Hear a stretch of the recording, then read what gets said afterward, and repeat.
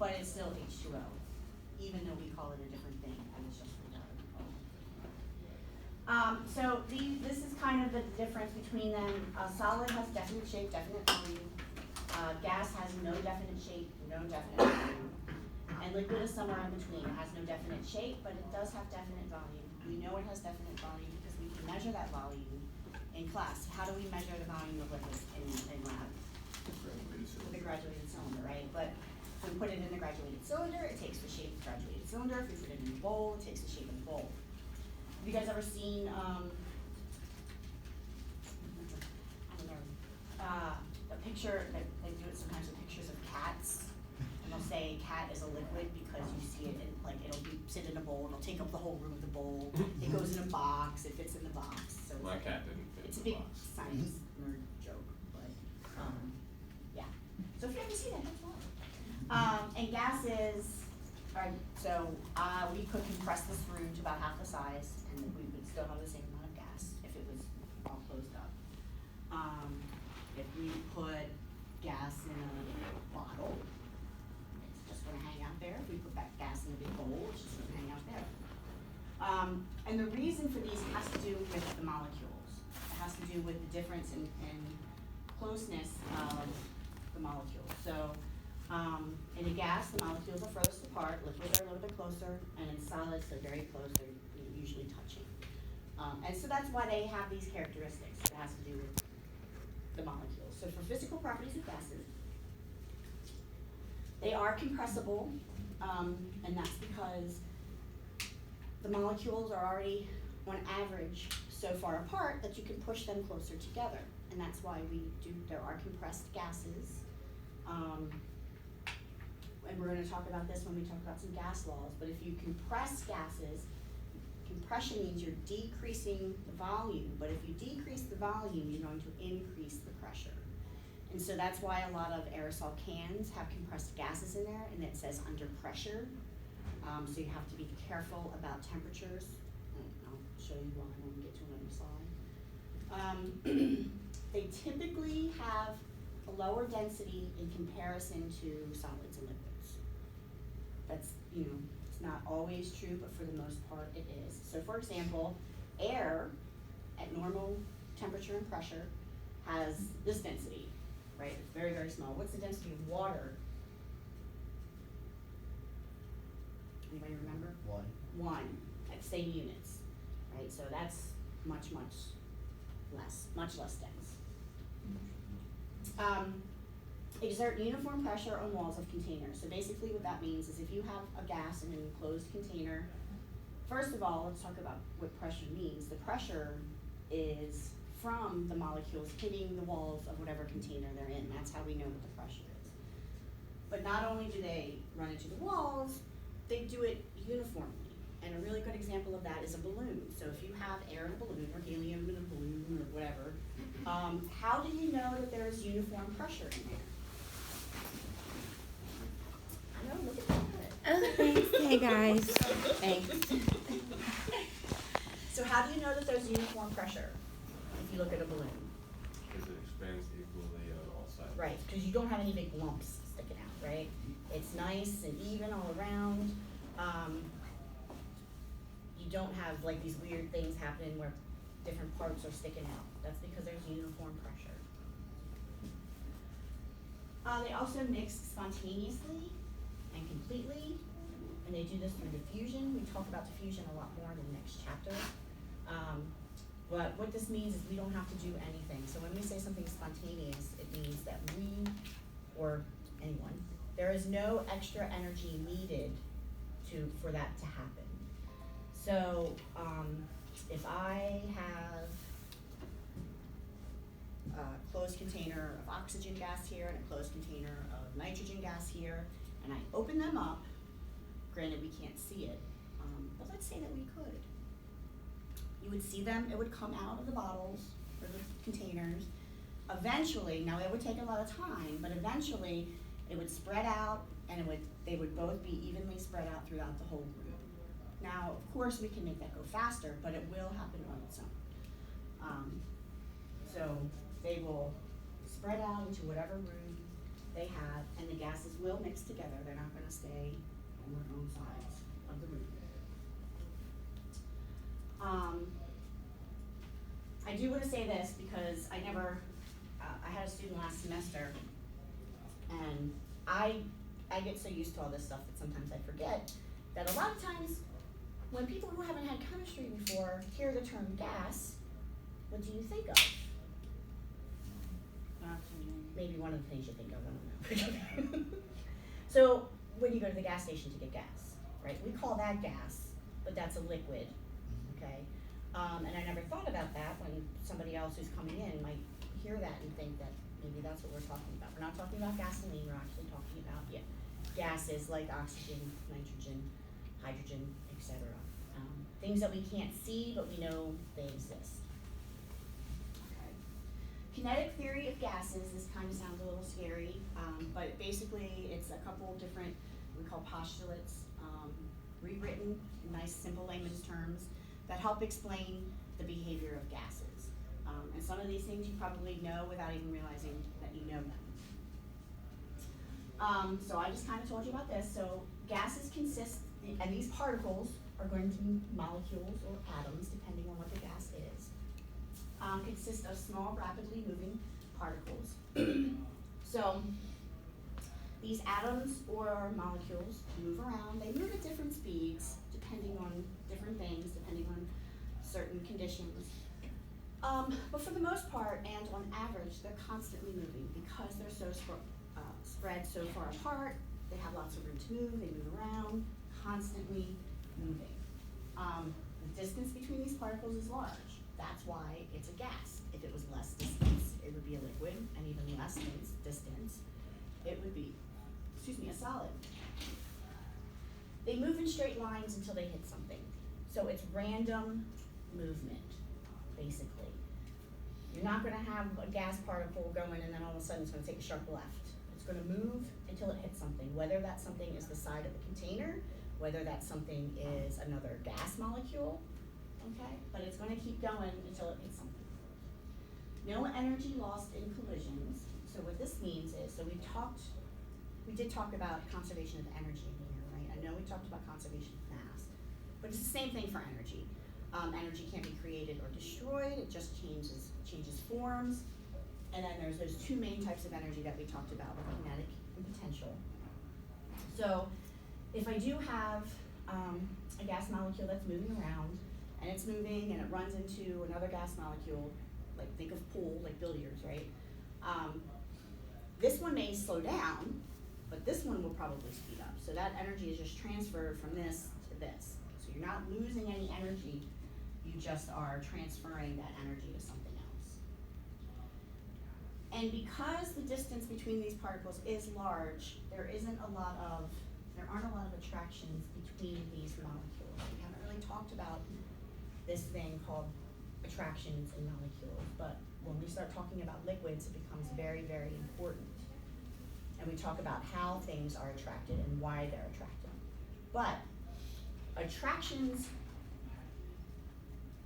it's a lot easier to explain, I guess, before the age of internet dating, but attractions are easier when you're closer together, right? If you can't see somebody or talk to somebody, how are you gonna have any attraction to them? Again, forget about the internet.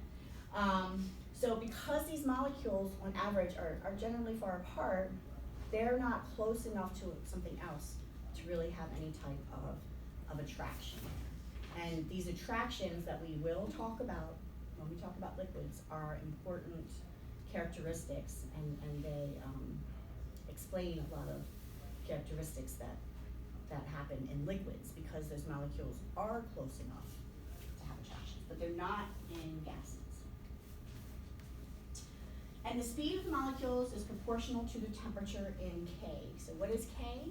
Temperature 273. What's it stand for? Kelvin. Kelvin, right. So this is important here, and this makes sense. If I have a bunch of gas particles, so if I have anything, if I heat it up, chances are it's gonna go faster. That's just, we think of heat, we put energy into it. If we heat something, if we heat these gas molecules, they're gonna move faster. If we cool it down, they're gonna go slower. I think we talked about absolute zero at the beginning of the semester, so what is absolute zero?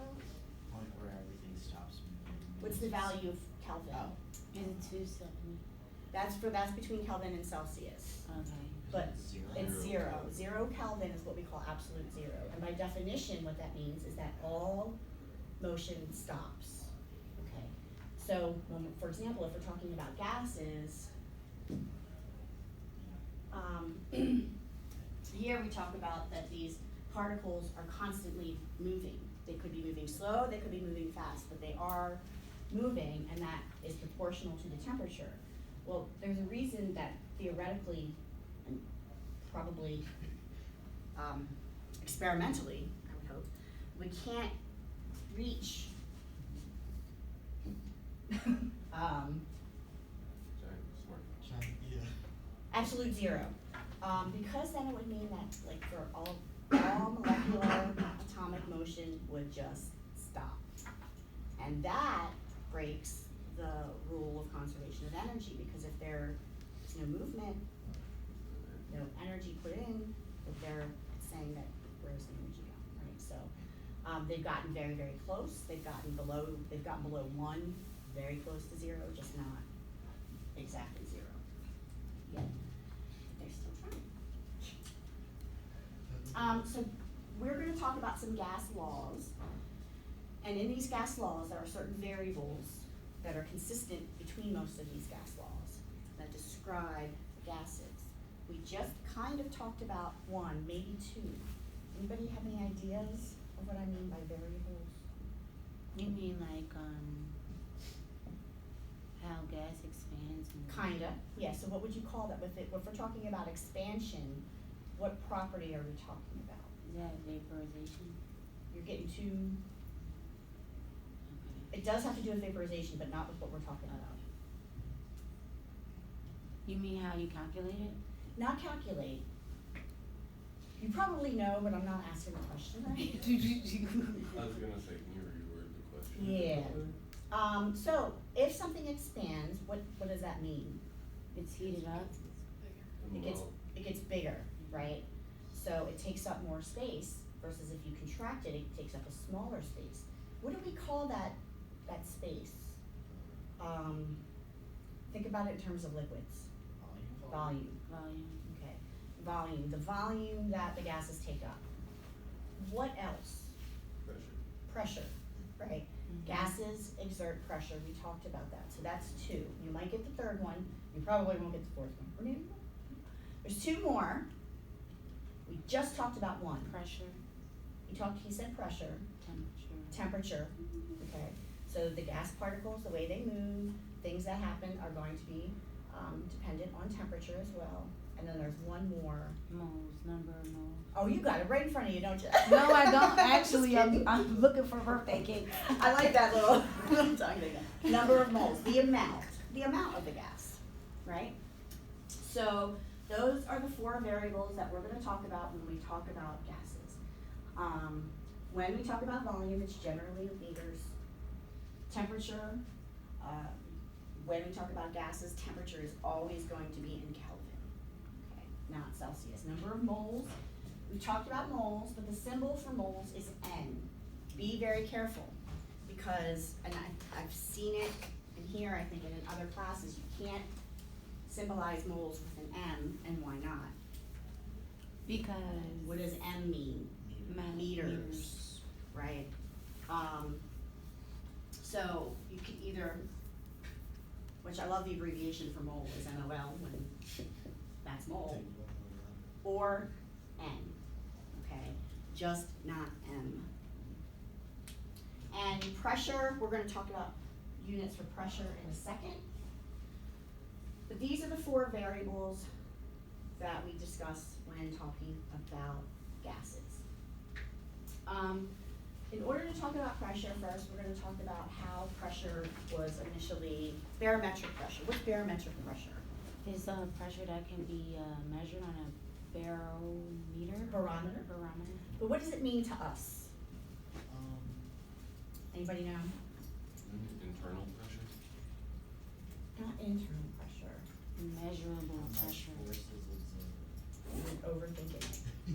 That's regular pressure, that's just pressure in general. Barometric pressure has to do with atmospheric pressure. Oh, right, Okay. one Weather ATM, pressure. Right, so you hear them on the news, when they're doing weather, they talk about the barometric pressure rising or decreasing or whatever. But really what it's talking about is atmospheric pressure, the pressure that is exerted, on everything from the atmosphere. So the way that was initially measured was in this really simple little thing called a barometer. They're much more complicated now. And it used mercury, and mercury is still a really good way to do it, but since it's, quite poisonous, try not to use mercury anymore. But very simple, so you have this bowl. I didn't really need it that big. Go, yeah. It's even bigger now. Oh, gosh. I hate these smart boards, okay. A bowl with mercury in it, and then you have what's called a capillary tube. And a capillary tube is just a piece of glass, and it's open on one end and closed on the other. So an empty capillary tube is put open end down into the bowl of mercury. And then, because of the pressure of the earth, not of the earth, of the atmosphere, there's this natural pressure that we're used to. We don't feel it because, we've grown up with it. Pushes down on the mercury in the bowl and forces it up, up the capillary tube. And there's also the force of gravity that kind of plays into this as well. So the atmospheric pressure is pushing it up. It also has to fight gravity because it wants to come back down because of gravity. And then that height is measured. And one of the first units of pressure, and it's a unit that we still use today, is literally millimeters of mercury, mmHg. And this is exactly where it came from, because they would take a ruler and measure this length. Do you still write it with a slash, or does that not matter? No, we always just do literally mmHg. Yeah. Millimeters of mercury. Does anybody know what it is for atmospheric pressure? 760 tour. 760 millimeters of mercury. We're gonna talk about torr, but it's also. Yeah, I noticed that the numbers were the same. Yeah. For some reason for the. So that's 760, so that's what we call atmospheric pressure, 760 torr. Here is a chart with some units of pressure. This is what you need to know, okay? So there are different units. There's atmosphere, there's torr, which is interchangeable with millimeters of mercury. So even though we're gonna talk about or use 3 different units, an atmosphere, a torr, and a millimeter of mercury, 2 of those things are exactly the same. Okay. Now, there is a reason that we use both, because it's somewhere along like the 5th decimal place or 6th decimal place that torr and millimeters of mercury actually. I'd actually never heard torr used before. Oh, really? Where Yeah. they actually do start to differ a little bit. So while I say they're exactly the same, they're not really. But for most people, we don't need to know out to the 5th decimal place. So 760 torr, 760 millimeters of mercury, and then there's the atmosphere, which, since we're talking about atmospheric pressure, it was kind of assigned as the baseline as 1. So 1 atmosphere is atmospheric pressure, which is equal to 760 torr and 760 millimeters of mercury. Okay, so those are the ones that we're really going to use in here. The PSI, pounds per square inch, you guys may have heard of pressure in PSI before. Yeah. That's kind of what's used usually in the Like car US. tires and stuff. Yeah, so right, your car tires is always in PSI. If you need that, I will give you that conversion. We do talk about it a little bit, but really we talk about torrs and atmospheres. And pascals, which is, I believe, the SI unit. Most of you guys aren't gonna take any higher levels, but this is what you would use in higher levels of chemistry, but we don't use it here. We typically use just these. So it's important to recognize the pascal as a unit of pressure, but that's it. You don't need to know the conversion or anything like that. Now, when I post the worksheet for this chapter, you'll see that there are some problems with conversions. There'll be some on the test. For example, when I'll ask you how many atmosphere is 350 torr. That means you start out with 350 torr. Yep, and I think on the next page, I have some examples, right? Yeah. Here we go. So, pretty straightforward, maybe, but we're gonna use our dimensional analysis. So in order to do this, so as I said, on that little green part on that chart, that highlighted part, you need to know those conversions. So that's how you'll be able to do this problem. So we're gonna start with what's up there, right, which is 687 torr. And then we're gonna set up our dimensional analysis. So what unit goes on the top and what unit goes on the bottom? So one ATM goes on the top, Okay, we're not doing just the units, not the numbers yet. well, just the ATM. Yes. Right, so ATM is gonna go on the top because that's what we wanna know, right? And what's gonna go on the bottom? Torr. Torr, so that cancels out, right? Alright, so now let's look at the numbers. What number is gonna go where? 760 would have to go on the bottom. Correct, because it's 760 torr And one to 1 atmosphere, right? So that would be 0.903. Sounds good. Atmosphere, and that is to the correct number of significant figures. So again, just like when we would do conversions within the metric system, you know, It's not 0.9, it's 1.7. what's that? It's not 0.9. Let me do it again. It's not? What is it?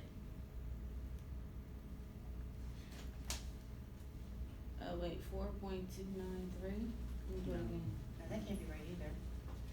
It's 687 divided by 760, right? Yeah.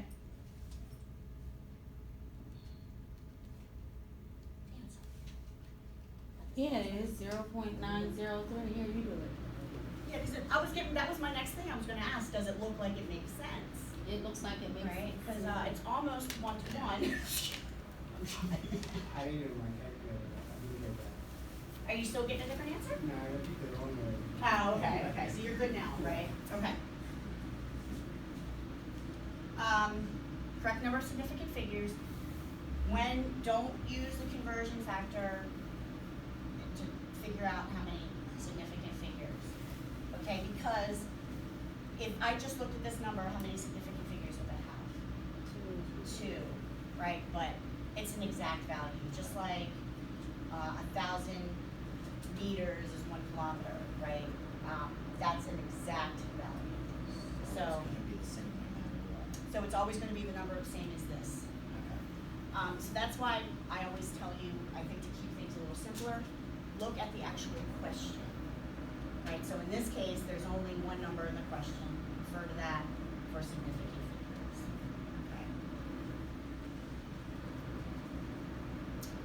And then if we wanna go the other way, I guess we're gonna just go that. 1.7 atmospheres to torr. Okay, so before we do this, I'm gonna convert this to torr. Do I think it's gonna be greater than 760 or less than 760? I'm gonna just tell you what it is. Don't tell me what it is yet. It's greater than, it's greater. Why did you think it was gonna be greater? Because you're basically dividing by a fraction. Yeah, 'cause you're Much easier. multiplying it. I don't care if we're multiplying or dividing. Square that one. Well, yeah, One it's point- greater than how- that. How many atmospheres? Well, it says 1.7. 1 atmosphere is how many torr? 760. Right, so this is greater than one, Yeah. right? So I would expect it to be greater than 760, right? So, just like over there, here's my unit that's on top, so this is gonna go on the bottom. This time torr is gonna go on the top because that's what we want. And it is 760 times 1 atmosphere, not times 1 atmosphere. 762 1 atmosphere. So your atmospheres are gonna cancel out. And what's your answer? 1292. Okay, 1292 torr. Now, is that to the correct number of significant figures? No. How many significant figures should I have? 2, So what should my answer be? 12, 13. Right, so if it's 2 significant figures, I look at this number. I look at the third, that's greater than 5, so that bumps that up to 13.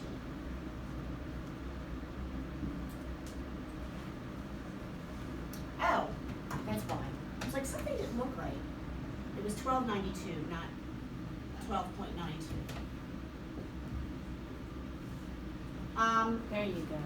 You could also express this in scientific notation. How would you express this in scientific notation to 2 significant figures? I don't know if you're saying anything, I can't hear anything. Or if you're just talking to yourself. I'm talking to myself, I'm trying to figure it out. It would be 13 or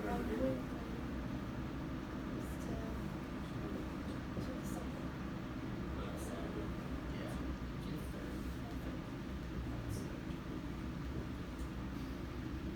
Right, so either of these technically be correct with significant figures. Now the problem, well, no, it doesn't. Shut up right now. All right, so questions about these conversions. So you will have to convert between all 3. Okay, even though 2 of them are the same.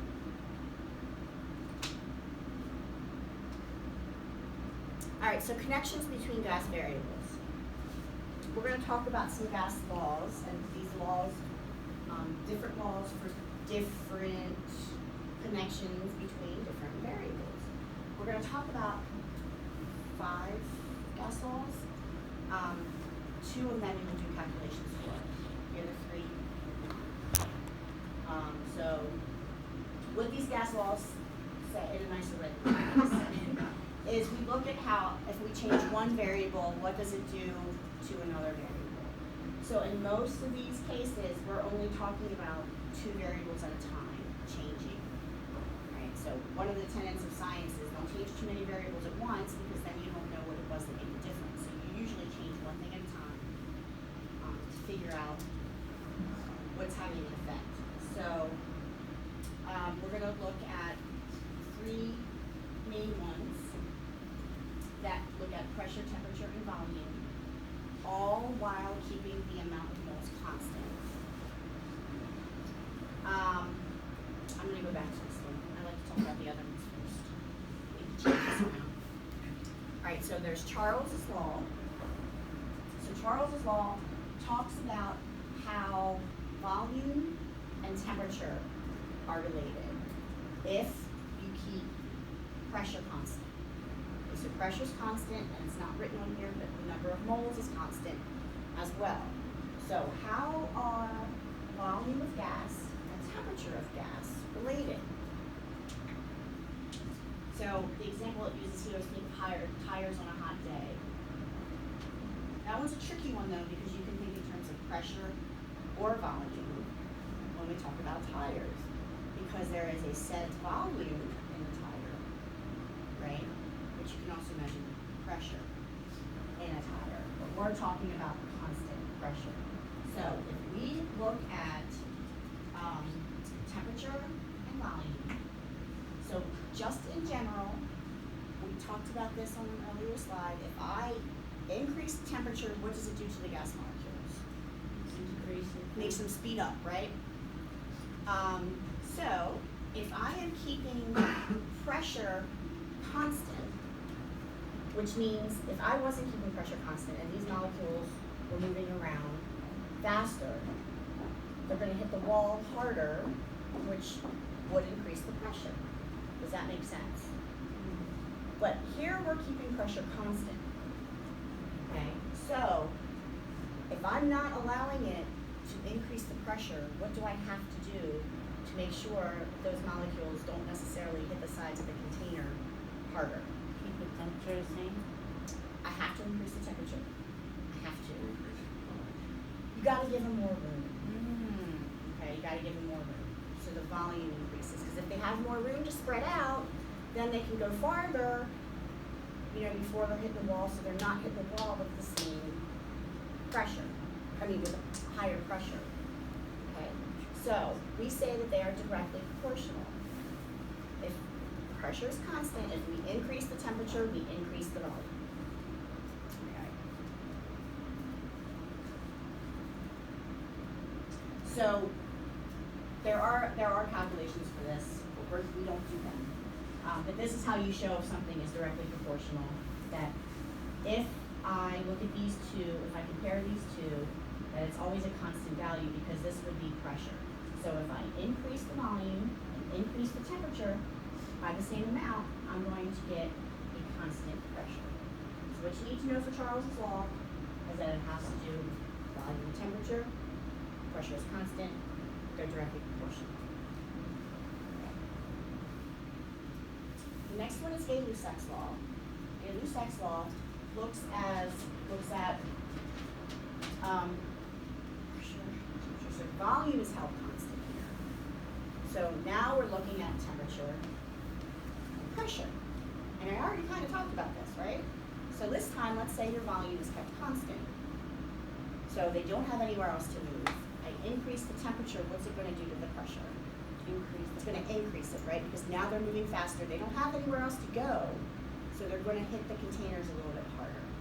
So this also is a directly proportional relationship.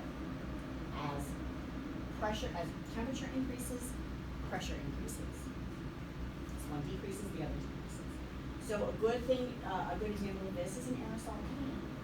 So in an aerosol can, you have a constant volume. You have nowhere else for them to go, and it's already compressed. Most aerosol cans contain compressed gases, so they're already kind of forced into this small volume. So, and they always say, stay away from heat, right? Keep away from heat, because if you heat them, they need to go somewhere. It's like So soda in your fridge. it'll explode. Yeah, because you're increasing that pressure too much to where, in this case, whatever the can is made of, it can't contain it anymore, and it explodes. So, again, directly proportional value. Now we're going to talk about Boyle's law. This is where we actually do calculations for Boyle's law. So we talked about temperature and pressure. We talked about temperature and pressure with volume constant. And we talked about temperature and volume with pressure constant. What have we not talked about yet? Temperature constant, which leaves which other two variables? For all of these, we're assuming moles is constant. So which Pressure goes and temperature. volume and pressure.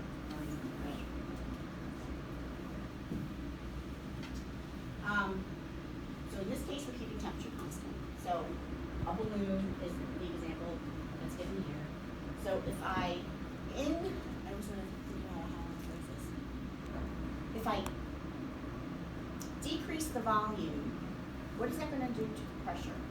Increase it. It's going to increase it, right? Because that's compression. You're compressing it. So we're not changing the temperature here. So however fast they were moving before, they're still moving that fast. They just have less room to do it.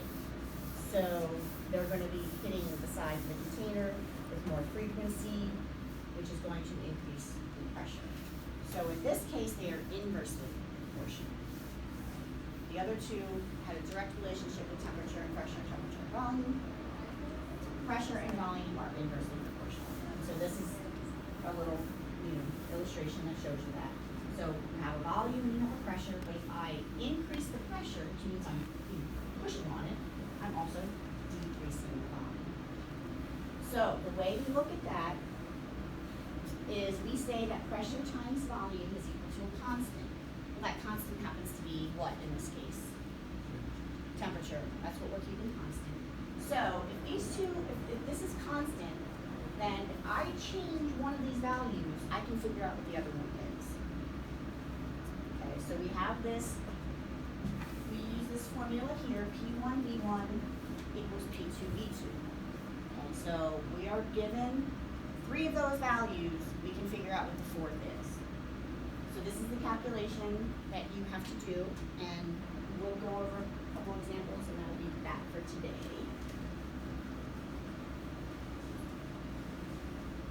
And on Thursday, we do the gas laws loud, which is pretty short.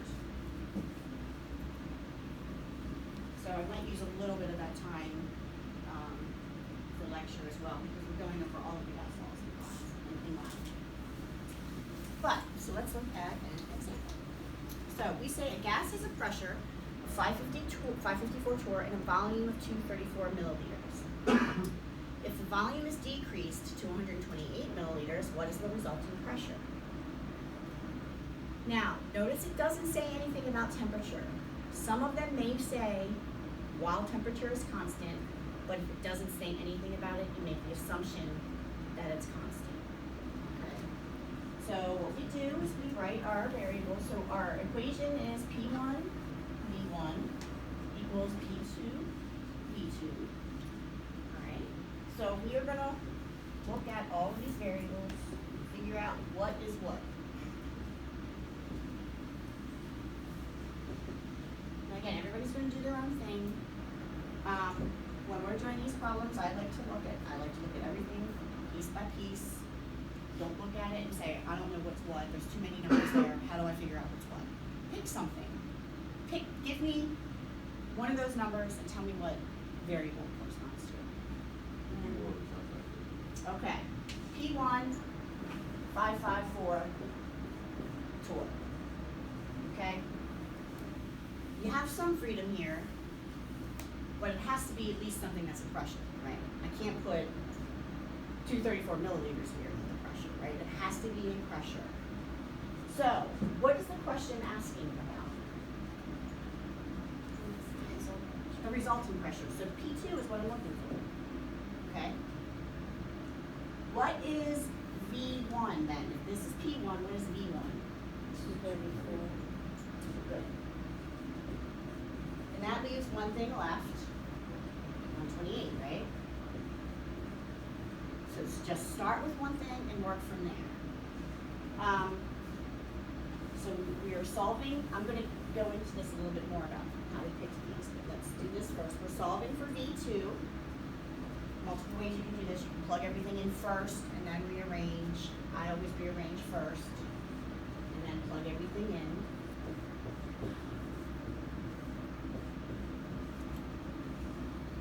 Now, if you look at this, it makes sense because your pressures are the same units. They're going to cancel out, which is going to leave you a volume unit equals a volume unit. All right, so that's a clue that you're on the right track. However, it doesn't mean that you're necessarily correct because it's really easy to get these confused, right? So then I just plug everything in. My P1 is 554 torr. My V1 is 234 milliliters. And, oops, you guys didn't correct me here. I'm solving for P2, not V2. Is anybody confused there about why I took up V2? Yeah. Yes. Mistake. P1, V1 over V2. And now, V2, 128 milliliters. Okay? My milliliters are going to cancel out. So the only unit I have left is torr, which is a pressure unit. Good. Right? And so then I plug this into the calculator. Be careful when you're doing this. It's really easy to make calculator mistakes depending on how comfortable you are with the calculator. Right?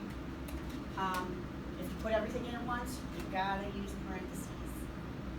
Right? So this gets done first, and then this whole thing is divided by this. Okay? I see it a lot of times, people have it set up correctly, and then they put it in the calculator wrong and get a wrong answer. Which you will lose a little bit for that. Okay? Because it is important still to get the right number. So let's see what we get intermediate, why we got to 1010. So I'm going to do 554 times 234 divided by 128. Alright, so that gives me, I'm just going to write it up here so everybody can see. Crap. I just made it go away.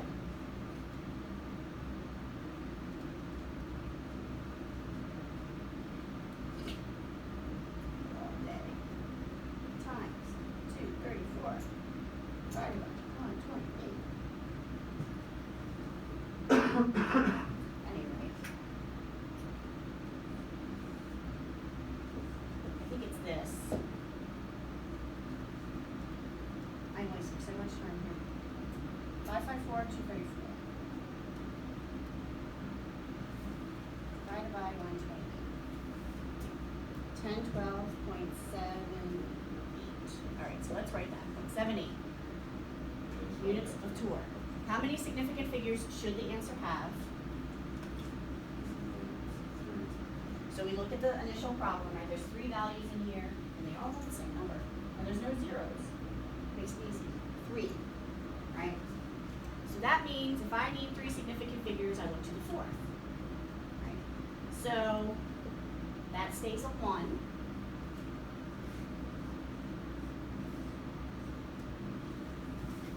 That's 3 significant figures, right? But is that my answer?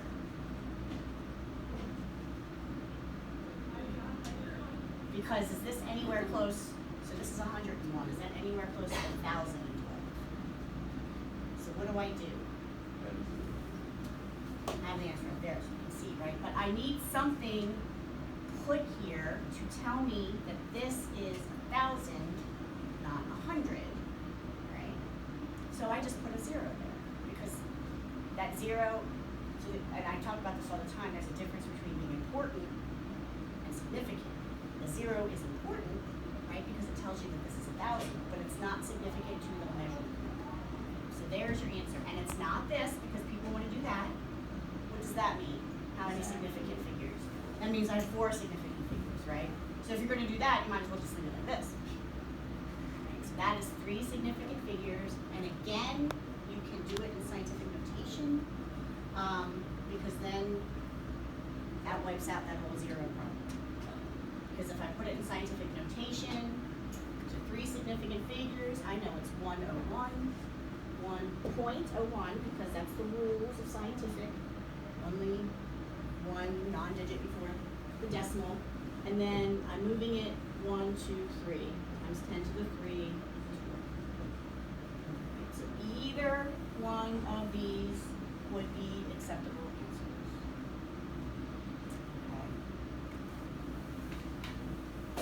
What time is it? I do want to show real quick the biggest issue, or the biggest questions with these is, well, how do I know what's 1 and what's 2? Okay. In some cases, it's going to be easy because